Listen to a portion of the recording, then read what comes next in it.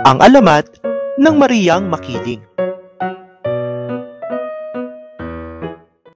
Noong unang panahon, marami ang nagsasabing nakikisalamuha si Mariang Makiling sa mga tao.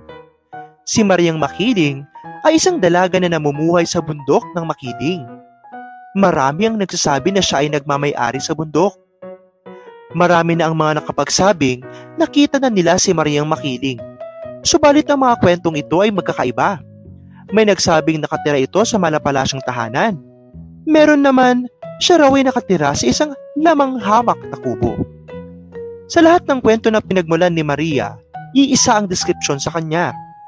Si Mariang Makiling ay ubod ng ganda, balingkinita ng katawan at mahaba ang kanyang buhok.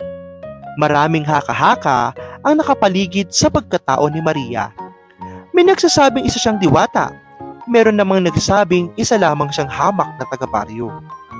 May mga taong nakakita kay Maria na tila lumulutang habang namimitas ng bulaklak o kaya naman namamasyal lamang. Mahilig din siyang magpatugtog ng plauta na animoy tunog lamang ng mabining hangin. Mabait at matulungin si Mariang Makiling sa mga taong nakatira sa paanan ng bundok. Pinahihiram ng mga diwata ang mga tao ng mga kasuotan at mga kasangkapan.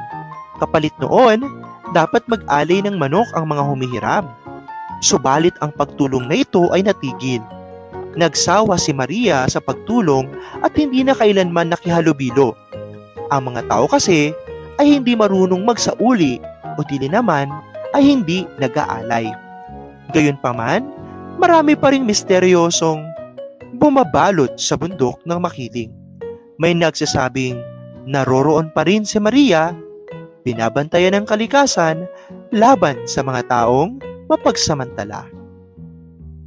Aral sa alamat ng Mariang Makiling. Ang anumang hiniram ay dapat isauli sa may-ari dahil maaaring kakailanganin din ito ng nagpahiram. Kahit pa sabihing maluwan ang buhay ng taong nagpahiram, kailangang ibalik ang anumang hiniram.